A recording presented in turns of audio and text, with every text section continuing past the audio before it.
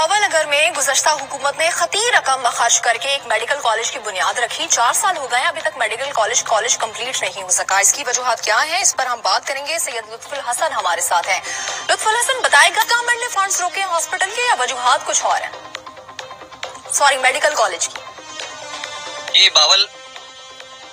जी बिल्कुल, सबक हुकूमत ने बहावल नगर के लिए एक बड़े पैकेज का ऐलान किया था और वो बड़ा पैकेज बहावल नगर का जो जिला है जनूबी पंजाब का, उसके लिए मेडिकल कॉलेज का क्याम था।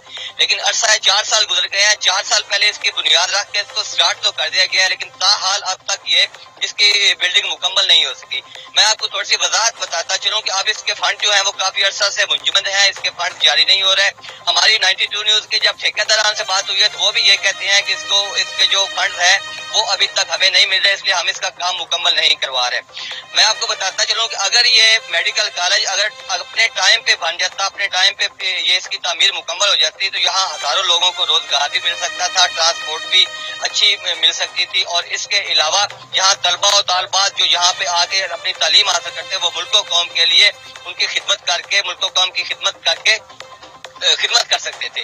लेकिन ताहाल साबिक़ा हुकूमत का इस बड़े प्रोजेक्ट को अभी तक मुकम्मल नहीं किया गया है। अभी तक इसकी एडमल ब्लॉक की जो है वो बुनियाद तक नहीं रखी गई है। इसकी रिहायशी कॉलोनी और बाद जो इसके कैंपस टाइप है, हॉस्टल टाइप है, उनकी कंस्ट्रक्शन कर दी गई है, लेकिन इसके एडमल ब्लॉक की अभी तक जो है वो बुनियाद भी नहीं रखी गई है।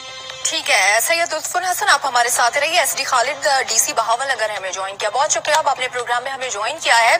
बताइएगा बहावल नगर का ये मेडिकल कॉलेज है, इसका संगे बुनियाद तो पिछली गवर्नमेंट ने रखा था। अब इस गवर्नमेंट के आने के बाद ये इत्तलात आ रही है कि फंड्स रोक लिए गए हैं, हकाइक है क्या? बहुत शुक्रिया जी आपका मुझे वक्त देने का। ऐसी कोई बात नहीं है, फंड रोके नहीं गए। इसकी जितनी एलोकेशन अलबत्ता इसकी थोड़ी हर साल में होती रही है। इस साल भी एज पर यूजुअल 50 मिलियन इसके एलोकेटेड फंड थे और उसमें से आधे आपको पता ही बाई एनुअल ये होते हैं रिलीज, और जितने रिलीज हुए थे वो यूटिलाइज हो गए हैं। अभी एक और 25 मिलियन आने वाले हैं, वो भी इसमें यूटिलाइज हो जाएंगे। एक्चुअली ये खालिद साहब, ठेकेदार कहते हैं कि फंड्स रोके जा रहे हैं इसीलिए वो काम नहीं कर रहे। हमारे नुमाइंदे ने अभी बताया कि एडमिन ब्लॉक की बेस भी नहीं रखी गई। नहीं, ऐसी कोई बात नहीं। एडमिन ब्लॉक की मैं उसकी वजह बताता हूँ। एडमिन ब्लॉक जो 700 मिलियन से ऊपर का ये है उसकी कॉस्ट, और आपको पता है जब एक हद से ऊपर जाए तो फिर ठेकेदार एक कैटेगरी के उसको ले सकते हैं। तो इस प्रोजेक्ट को जो एडमिन ब्लॉक है उसको हमने कोई 10 दफा मेरे ख्याल में इश्तिहार दिया, लेकिन कोई ठेकेदार नहीं आया।